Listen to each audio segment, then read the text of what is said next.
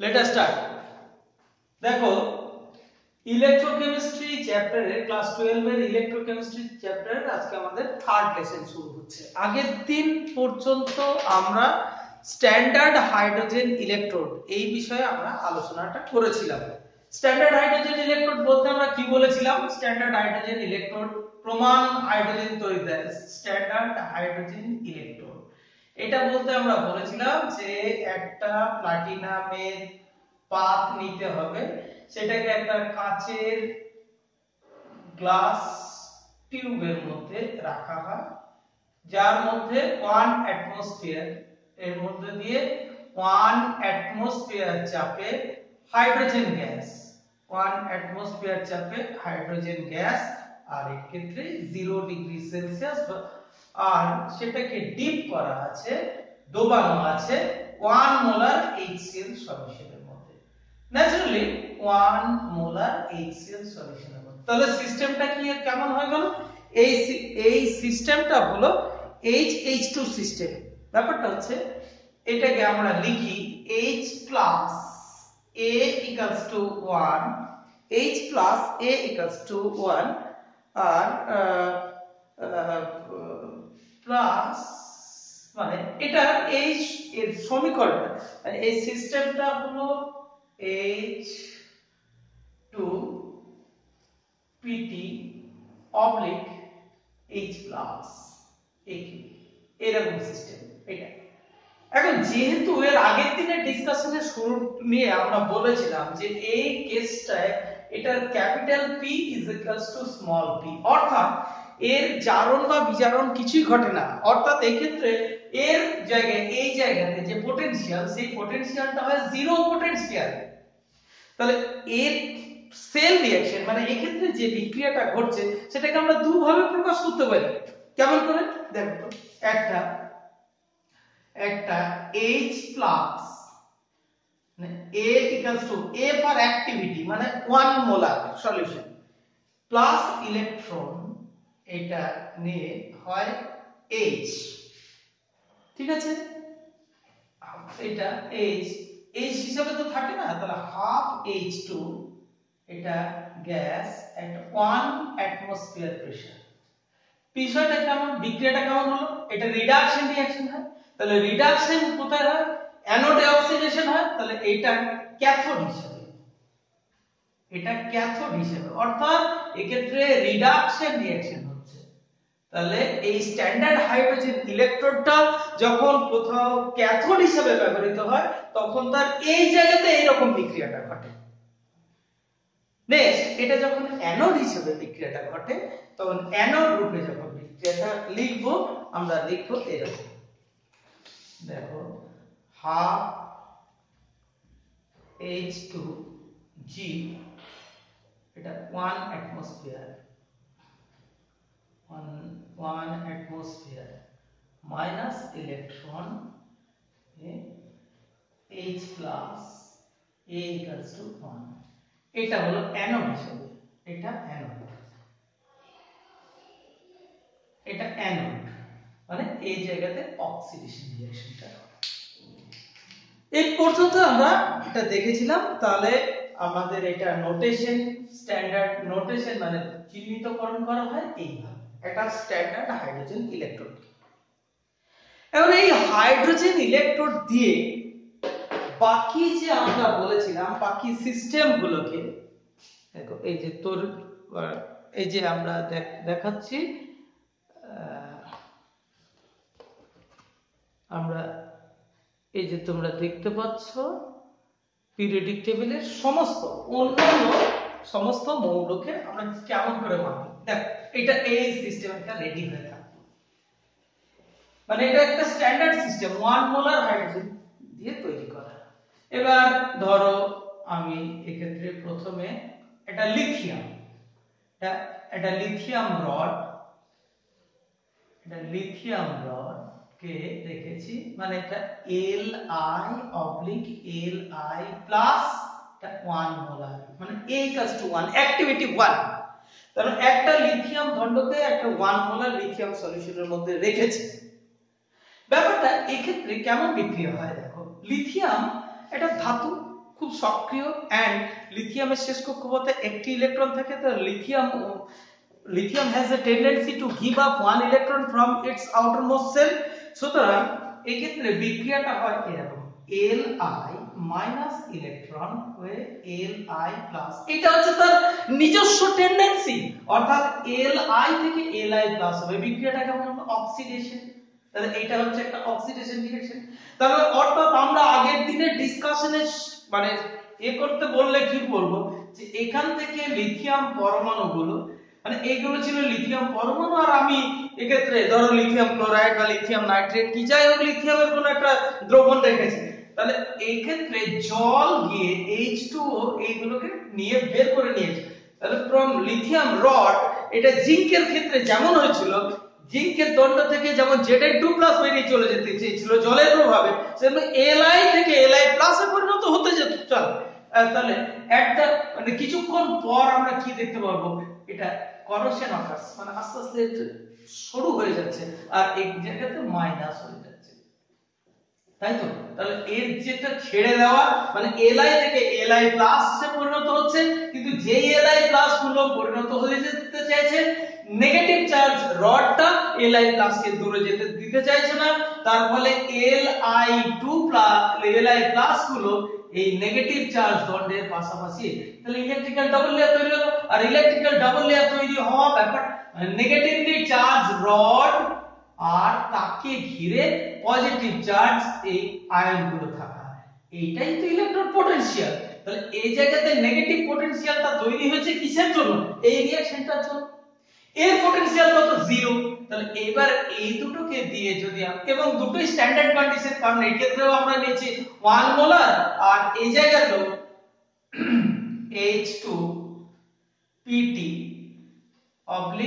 H+, এটা equals to 1 molar, ঠিক আছে, হাফ H2 করে দাও।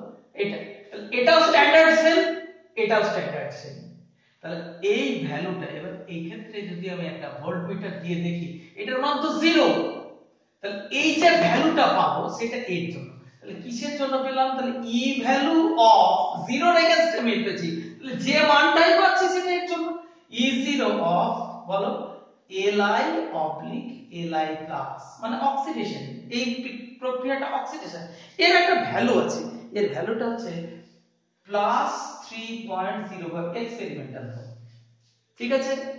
সেইরকম এবার লিথিয়াম কে বাদ দিয়ে, তাহলে আমি আস্তে আস্তে লিখতে চাই লিথিয়াম, মানে ব্যাপারটা হচ্ছে কি Li প্লাস, এটা হলো +3.05 ভোল্ট। আরেকটু লিখি Li প্লাস, এই রিঅ্যাকশনটা হওয়ার জন্য আমি পাবো +3.05 ভোল্ট, ঠিক আছে। এবার এটা লিথিয়াম না নিয়ে এটাকে যদি আমি পটাশিয়াম নিতাম, মানে এটা K plus system, K potassium rod আর K প্লাস 1 মোলার সলিউশনের মধ্যে রেখেছি, এক্ষেত্রেও তাই হয়, K থেকে একটা ইলেকট্রন চলে গিয়ে K প্লাস, তাহলে এটা একটা অক্সিডেশন রিঅ্যাকশন। তাহলে এই জায়গাতে এই ক্ষেত্রে যে ভ্যালুটা পাবো সেটা হচ্ছে তাহলে K প্লাস, এই ভ্যালুটা পাবো প্লাস 2.93 ভোল্ট। সেভাবে লিকে কার, আমি বুঝতেই পারছো আমি তড়িৎ রাসায়নিক শ্রেণী প্রথম দিনেই আমি বলেছিলাম এরকম লি কে কা না মা জি ফে নি টি লে হা কপার সিলভার গোল্ড এটসেট্রা। আমি বারবার রিপিটেডলি একটা কথাই বলে যাচ্ছি, এটা মানে কিন্তু শুধু এইটুকু নয়, যে কোন রকমের ইলেকট্রন ট্রান্সফার হওয়া মানে আমরা সেই ডিসকাশনে আরেকটু টাইম দিলে আমরা এই চ্যাপ্টারের শেষ দিক করে আমরা পৌঁছে যাব, তুমি দেখবে।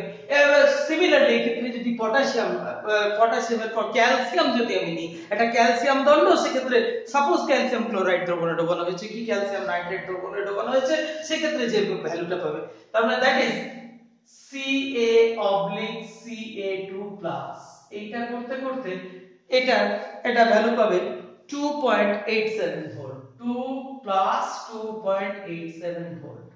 দেখো এই ক্ষেত্রে নেগেটিভ ভ্যালু কখনো পাওয়া সম্ভব নয়, কিন্তু এখনকার দিনে বিজ্ঞান বলছে যে সবকে আমাকে বিজারণের দৃষ্টিতে দেখতে হবে। তাহলে এটা তো হয়েছে জারণ, আমি এইটাকেই আমি কনভার্সন করে দেখাচ্ছি।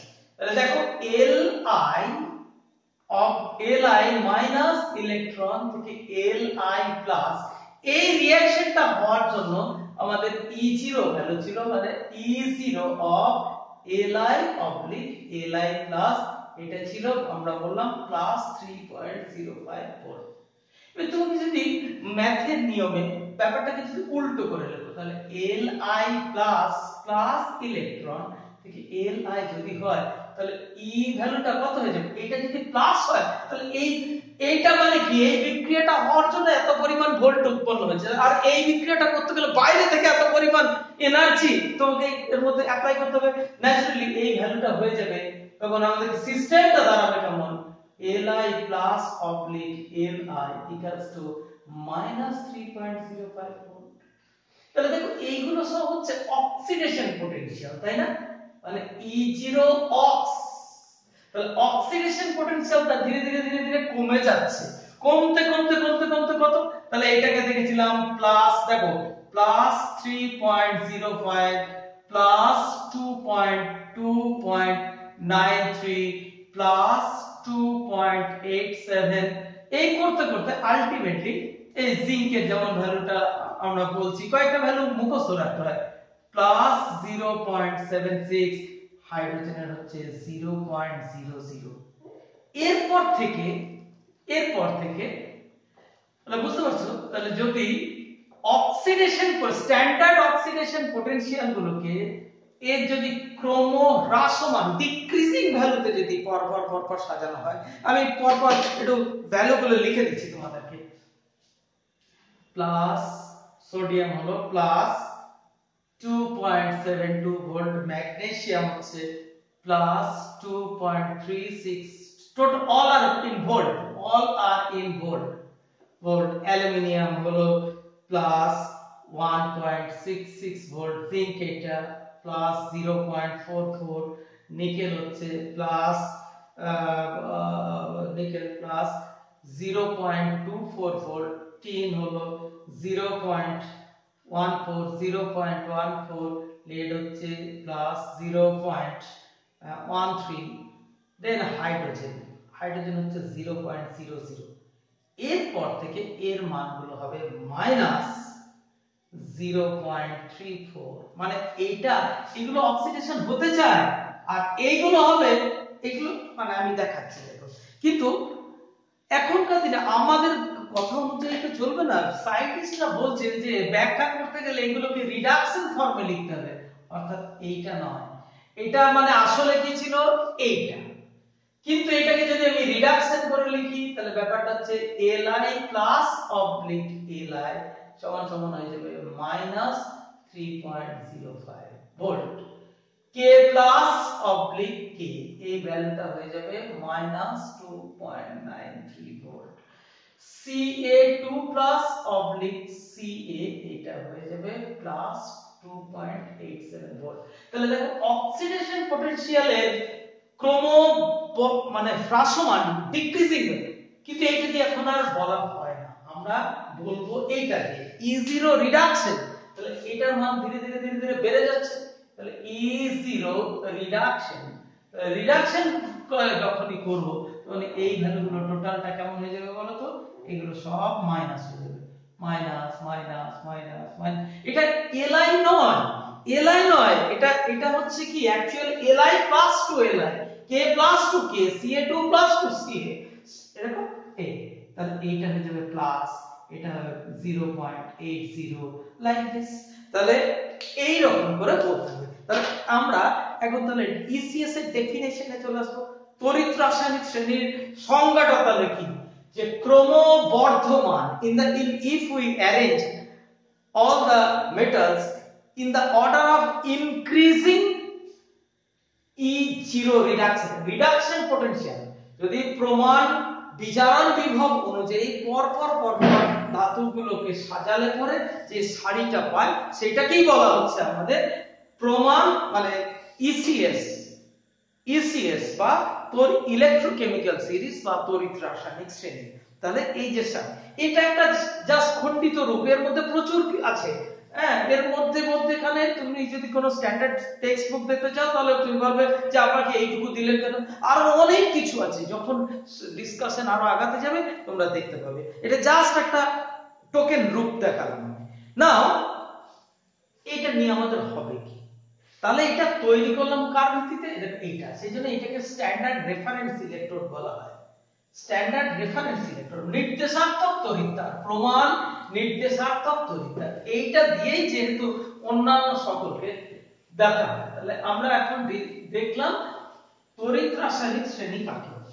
এরপর আমাদের যেটা দেখতে হবে তড়িৎ রাসায়নিক শ্রেণীর উপযোগিতাটা কি, সিগনিফিক্যান্স। প্রথমেই যেটা হচ্ছে ফিজিবিলিটি। এর মোটামুটি চারটে পাঁচটা সিগনিফিক্যান্স আছে। এক নাম্বার হচ্ছে ফিজিবিলিটি অফ এ কেমিক্যাল, একটা বিক্রিয়া আদৌ ঘটবে কিনা দেখা যায়, সেটা এখান থেকে নির্ণয় করা যায়। দ্বিতীয়ত করা যায় যে একটা ধাতু দ্বারা আরেকটা ধাতুর প্রতিস্থাপন, এই প্রক্রিয়াটাকে ব্যাখ্যা করা যায়। তৃতীয়ত থার্মিক পদ্ধতি, থার্মিক প্রসেস, মানে এটা একটা মেটালার্জি পোর্শনে ধাতু নিষ্কাশন পদ্ধতির একটা বিচারণ পদ্ধতি, তার মানে প্রিন্সিপালকে ব্যাখ্যা করা যায়, তার নীতিকে এই তত্ত্ব দিয়ে ব্যাখ্যা করা যায়। তারপর হাইড্রোজেন গ্যাস তৈরি করব, তাতে সেগুলো সমস্ত ব্যাখ্যা করা যায়। তো মেইনলি সবগুলোই ওই ফিজিবিলিটি অফ কেমিক্যাল রিঅ্যাকশনটাই হচ্ছে যার আসল কথা। তাহলে আমরা এখন দেখব ইসিএস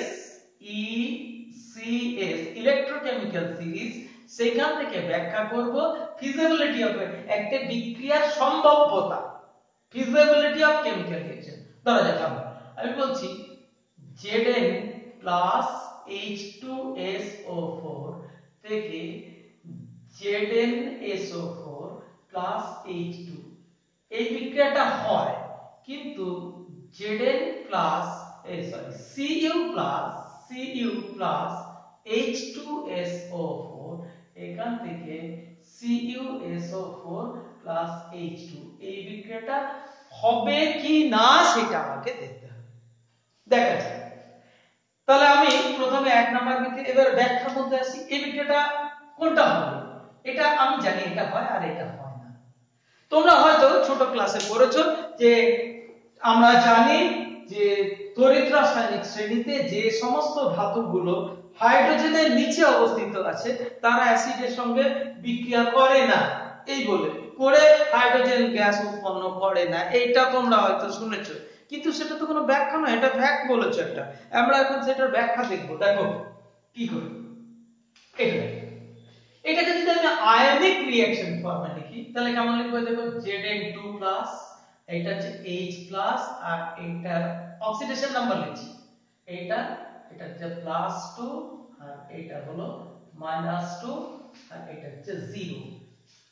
ক্লাস 11 এ নিশ্চয়ই পড়েছো তোমরা, জারণ বিজারণ। তাহলে দেখো এখান থেকে এইটা হয়েছে কি জারণ, এটা বলছি আমরা অক্সিডেশন, আর H প্লাস থেকে এইটা, তাহলে এইটার বলছি আমরা বিজারণ, রিডাকশন হচ্ছে। তাহলে এটা আয়নিক ফর্ম যদি লিখি, আয়নিক ফর্ম হচ্ছে Zn প্লাস এই 2H প্লাস থেকে Zn2 প্লাস প্লাস H2, ঠিক আছে? এটা লেখা আছে। আরো যদি ভেঙে ভেঙে এই বিক্রিয়াটাকে, তাহলে ব্যাপারটা কেমন আছে? Zn মাইনাস 2 ইলেকট্রন থেকে Zn2 প্লাস, তাহলে এটা হয়ে গেছে oxidation. On the other hand 2H plus minus plus 2 electron থেকে দেখো H2, এটা হয়ে গেছে তোমার রিঅ্যাকশন। এই দুটো যোগ করেই জানো এই রিঅ্যাকশন, মানে এই দুটোকে তুমি যদি এই রিঅ্যাকশন দুটোকে যোগ করো তাহলে এটা এই ইলেকট্রন ইলেকট্রন কেটে যাবে। এবার আমাদের এইটা হেল্প করবে তোমাকে। তাহলে এই দুটো মিলিয়ে একটা সেল, অ্যাজ ইফ এই সেলটা এই ক্ষেত্রে কি হয়েছে দেখো, তাহলে এই জায়গাতে অক্সিডেশন আছে, তাহলে অ্যানোডে অক্সিডেশন হয়। এবং আন্তর্জাতিক রীতি অনুসারে এই পাশটাকে লিখতে হবে অ্যানোড, তার মানে এই দিকে আর মানে এই জায়গাতে অক্সিডেশন হয়, সুতরাং এইটা বাঁ দিকে অ্যানোড আর এইদিকে রাখতে হয় রিডাকশন হয়, যেটা রিডাকশন হয় সেই ক্যাথোড। আর এই দুটোর মধ্যখানে আমাকে কি দিয়ে যোগ করতে হবে বলেছিলাম, সল্ট ব্রিজ দিয়ে যোগ করতে হবে, লবণ সেতু দিয়ে যোগ করতে হবে। এই জায়গাতে তাহলে থাকবে তোমার কি, এই জায়গাতে থাকছে Zn অবলিক Zn2 প্লাস, আর এইটা হলো, এটা রিডাকশন হচ্ছে, এটা রিডাকশন হচ্ছে, মানে H প্লাস Aq অবলিক মানে 2H প্লাস থেকে H, এইটা এরকম, ঠিক আছে? তাহলে 2H প্লাস H এরকম। তাহলে এক্ষেত্রে এই ভ্যালুটা কত হয়েছে, এই ভ্যালুটা তুমি দেখো, এই ভ্যালুটা হচ্ছে এদিকের মানটা অক্সিডেশন হয়েছে তো। তাহলে এবার আমরা জানি ই সেল টোটাল, এই যে এটা একটা হাফ সেল, এটা একটা হাফ সেল, এই দুটো হাফ সেলের টোটাল ভ্যালু তোমাকে নির্ণয় করতে হবে। E0 sell equals to E0R minus E0L, এর E0 ভ্যালু কত এখান থেকে। এবং এক্ষেত্রে অক্সিডেশন হলো তোমাকে কিন্তু এই সূত্রটা একটা এস্টাবলিশড ফ্যাক্ট, এইটা কিন্তু তোমাকে রিডাকশন স্ট্যান্ডার্ড রিডাকশন পটেনশিয়াল ভ্যালুটা লিখতে হবে, মানে এই মাইনাস ভ্যালুগুলো লিখতে হবে তোমাকে, মাইনাস মাইনাস মাইনাস এগুলো সব মাইনাস, আর এখান থেকে এই ভ্যালুটা লিখতে হবে। তাহলে জিঙ্কের এই ভ্যালুটা কত পেয়েছো দেখো, আর মানে তো এইটা আছে, এটা তো আর, এটা রাইট সেল আর এটা হচ্ছে লেফট সেল, তাহলে আর ভ্যালুটা কত আছে 0.00 মাইনাস, কেন এটা তো এটা 0.00 আর এটা কত minus of minus 0.76, that is 0.00 plus 0.76, that is plus 0.764। তাহলে এর ভ্যালুটা ECL এর ভ্যালুটা হচ্ছে পজিটিভ। ক্লাস 11 এ সম্ভবত তোমরা এর সঙ্গে ডেল্টা জি ভ্যালু দেখেছো, ক্লাস 11 এ যখন thermodynamics chapter, delta G 0 equals to minus n f E0 cell. তো ভ্যালু ট্যালু লেখার কোনো দরকার নেই এক্ষেত্রে। n কত, n মানে নাম্বার অফ ইলেকট্রন, যেহেতু 2, যাই হোক সেটা positive value. F means Faraday মানে 96500 কুলম্ব। তাহলে এই ক্ষেত্রে তুমি যদি বসাও -2 কেন এদের এইটা 2 তাহলে 2 F মানে হচ্ছে 96500 ইনটু এই ভ্যালুটা কত প্লাস 0.76, দ্যাট ইজ গোটা ভ্যালুটা হচ্ছে নেগেটিভ। এবার ডেল্টা জি 0 নেগেটিভ হওয়া মানে এটা স্বতঃস্ফূর্ত, তার মানে এই বিক্রিয়াটা ঘটতে পারে। ঠিক আছে, আশা করি বোঝা গেল।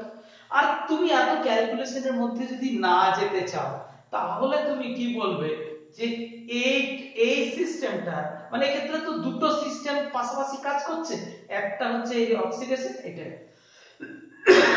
তাহলে এই দুজনের মধ্যে এর রিডাকশন পটেনশিয়াল ভ্যালু কত, এই সিস্টেমটা এটা একভাবে, এটা হচ্ছে মোর কারেক্ট ব্যাখ্যা প্রথম যেটা বলে দিলাম। আর তুমি যদি অত ক্যালকুলেশনের মধ্যে না যেতে চাও, এত জটিলতার মধ্যে যদি না যেতে চাও, সিম্পল অ্যাট এ গ্ল্যান্স তুমি যদি দেখে বলতে চাও, তাহলে তুমি কি বলবে দেখো, বলবে এর E0 ভ্যালু, এসব কিছু দেখানোর দরকার নেই, এটা মুখস্থ, মানে এই চারটা স্ট্যান্ডার্ড লিটারেচার থেকে তুমি দেখবে H প্লাস অবলিক H, এটা হচ্ছে 0.00 ভোল্ট, আর এটা হচ্ছে E0 Zn2 plus oblique Zn, দুটোই রিডাকশন লিখছি দেখো, এটা হচ্ছে -0.76 ভোল্ট।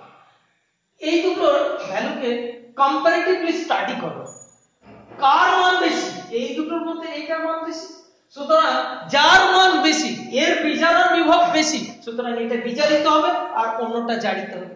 যার পটেনশিয়াল বেশি, যে এটার রিডাকশন পটেনশিয়াল বেশি, সুতরাং হাইড্রোজেনটা রিডিউসড হবে, অন্যদিকে এটা যদি রিডিউসড হয় তাহলে জিঙ্ক সিস্টেমটা অক্সিডাইজড হবে। আমি সেটাই সাজেস্ট করেছি দেখো এই ক্ষেত্রে।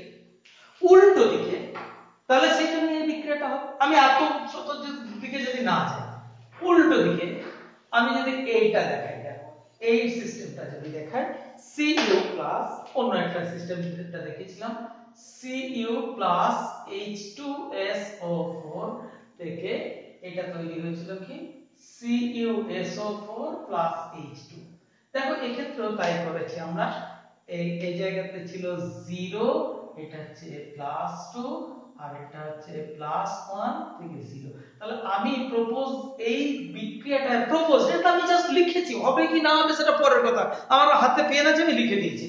এইটাকে আমি প্রপোজাল দিচ্ছি, এই সিস্টেমটাকে বলছি অক্সিডেশন হতে আর এইটাকে রিডাকশন হতে। দেখো ক্যালকুলেশন আমি পরে করে দিচ্ছি, এটাকে রিডাকশন হতে। আমি এবার জানি কি E0 H plus oblique H, এই সিস্টেমটা রিডাকশন পোটেনশিয়াল, এই তো রিডাকশন পোটেনশিয়াল হচ্ছে এইটা। অন্যদিকে E0 Cu2 plus oblique Cu, এইটা হচ্ছে প্লাস 0.34 ভোল্ট। তাহলে তুমি কি জানো E0 Cu2 plus oblique Cu is greater than E0 of H plus oblique H। তাহলে এইখান থেকেই তো আমরা বলতে পারছি যে এইটা হবে রিডাকশন আর এইটা হবে অক্সিডেশন। অথচ তুমি এক্ষেত্রে কি করেছো, যে বিক্রিয়াটা আমরা সাজেস্ট করেছি তাতে দেখছি এর অক্সিডেশন হবে, তাই কিন্তু হয়, সেই জন্য এই বিক্রিয়াটা হবে না। এটা বাইরে বলা গেল। আমি যদি এটা ক্যালকুলেশন করে দেখি ডেল্টা জি দিয়ে দেখো এদিকে দেখো, তাহলে আমরা এবার বিক্রিয়াটা লিখি। দেখো এখানে বলছি Cu-2 ইলেকট্রন থেকে Cu2 প্লাস, মানে এটা অক্সিডেশন হয়েছে, অর্থাৎ এটা যাবে অ্যানোডে, অর্থাৎ অ্যানোড মানে এটা কোনটা সেল হবে, এটা হচ্ছে লেফট সেলে হবে, লেফট। আর উল্টো দিকে 2H প্লাস প্লাস 2 ইলেকট্রন, মানে অ্যাকচুয়ালি H প্লাস থেকে H, কিন্তু এটা তো দুটো ইলেকট্রন যেটা সমান রাখার জন্য 2 দিয়ে গুণ করতে হচ্ছে, 2 থেকে H2। এইটা হয়ে গেছে কি, এটা হচ্ছে রিডাকশন, তাহলে এইটা হচ্ছে ক্যাথোড। ভুল কি ঠিক পড়ে তুমি দেখছো, তাহলে এটা আমরা আর, অর্থাৎ তুমি যদি মনে মনে ছবি করো, এই দিকটা হচ্ছে Cu oblique Cu2 plus system আর এই দিক হচ্ছে H plus oblique H system, তাই তো H প্লাস অবলিক, এই দুটোকে তুমি এবার তার দিয়ে যোগ করেছো। তাহলে ব্যাপারটা কেমন হলো, তাহলে আমরা কি দেখেছি E0 সেল, মানে এই দুটো হাফ সেল মিলে যে সেলটা তৈরি হচ্ছে সমান সমান হচ্ছে, এটা একটা সূত্র E0R মাইনাস অফ E0L। আর বলতে বলতে দেখো এইটা R রাইট আর এটা হচ্ছে L, তাহলে R ভ্যালু হচ্ছে কত 0.00 মাইনাস অফ এটার ভ্যালু কত, এখান থেকে দেখে লিখতে পারবে, এই যে এই ভ্যালুটা মাইনাস অফ প্লাস 0.34 ভোল্ট। তাহলে E0 সেল মানে E সেল ভ্যালুটা, E0 সেল ভ্যালুটা হলো মাইনাস 0.34 ভোল্ট। এবার থার্মোডাইনামিক্স কে স্মরণ করো তুমি। থার্মোডাইনামিক্স এর প্রসঙ্গে আমরা কি জানি, আমরা জানি delta G0 equals to minus NF E0 cell, এটা জানি delta G0 equals to minus NF। তাহলে এক্ষেত্রে n ভ্যালু কত আমি দেখলাম, এদের এটা মাইনাস 2 ইনটু 96500, f কে কি বলেছিলাম ফ্যারাডে, 96500 আর এক্ষেত্রে মাইনাস 0.34 এটা। তাহলে আলটিমেটলি দুটো মাইনাস, এটা পজিটিভ। তুমি কি জানো ডেল্টা জি নেগেটিভ হলে স্বতঃস্ফূর্ত স্পন্টেনিয়াস, ডেল্টা জি 0 হওয়া মানে হচ্ছে তখন কি হয়ে যায় সাম্যাবস্থা, ইকুইলিব্রিয়াম, বা ইকুইলিব্রিয়াম হয়ে যাওয়া মানে এর আর কোনো বৈদ্যুতিক কার্য করতে পারে না, no electrical work will be done, অর্থাৎ সেলটা শেষ হয়ে গেছে। যখন আমাদের যে সেল যখন আর কোনো কাজ করতে পারে না, যখন সেটাকে আমাদেরকে ডিসপোজ করতে হয়, তখন রাসায়নিকভাবে মানে বৈজ্ঞানিকভাবে আমরা বলতে পারি যেটা শেষ হয়ে গেছে, ঠিক আছে। আর তোমার ডেল্টা জি পজিটিভ, আর পজিটিভ মানে কি, এটা কোনোদিন সম্ভব নয়, এটা একটা ভার্চুয়াল সেল তৈরি হবে, বাস্তবে এই সেলের কোনো অস্তিত্ব নেই। যাই হোক, এটা গেল তাহলে feasibility of the chemical reaction গেল। এবার দু নাম্বার আছে তোমার আরেকটা displacement of metal by other. চলো আমি একটা রবীন্দ্রনাথ ঠাকুরের কবিতার কথা বলছি, 2 বিঘা জমি। বাবু বললেন, আমি মাঝখান থেকেই বলছি, বাবু বললেন বুঝেছো উপেন ও জমি লইব কি। তোমরা আশা করি গল্পটা জানো, শুধু বিঘে দুই ছিল মোর ভূমি বাকি সব গেছে ঋণে, তাই না? বাবু বললেন বুঝেছো উপেন ও জমি লইব কিনে। বাবু আর উপেনের কথা তোমরা জানো, উপেনের মাত্র 2 বিঘা জমি ছিল, বাবু সেটাকে নিতে চেয়েছিল, কিন্তু কিন্তু উপেন সেটাকে দিতে চায়নি, অনেক অনুনয় বিনয় করেছিল, তা সত্ত্বেও বাবু সেটাকে ওভাররুল করে দিয়েছিল। এখন বাবু সবসময় কোথায় থাকে জানো? বাবুরা সবসময় উপরে থাকে। দেখো তাহলে এক্ষেত্রে বাবু, দেখো আমি বলছি Fe প্লাস CuSO4 থেকে হলো FeSO4 প্লাস Cu। Fe কোথায় আছে? এটা। আর Cu কোথায় আছে? তাহলে এটা হচ্ছে বাবু, এটা উপেন, উপেনের জমি হচ্ছে এইটা। তাহলে বাবুর ইচ্ছে হয়েছিল SO4টাকে নেবে, সেই জন্য যেমন করে হোক জোর করে নিয়ে নেওয়া, সেই একই ঘটনা। তাহলে আমরা বলতে পারি যে তড়িৎ রাসায়নিক শ্রেণীতে উপরে অবস্থিত কোন ধাতু তার নিচে অবস্থিত ধাতব লবণ থেকে দ্বিতীয়ত ধাতুটাকে প্রতিস্থাপন করতে পারে। Should I repeat? তড়িৎ রাসায়নিক শ্রেণীতে মানে ইন ইলেকট্রোকেমিক্যাল সিরিজ উপরে থাকা কোন ধাতু তার নিচে থাকা কোন ধাতুর লবণ মানে CuSO4 থেকে Cu টাকে সরিয়ে দিয়ে Fe চলে আসবে। আজকে আর টাইম কমপ্লিট করবে না, পরের দিন আবার এখান থেকে শুরু করব।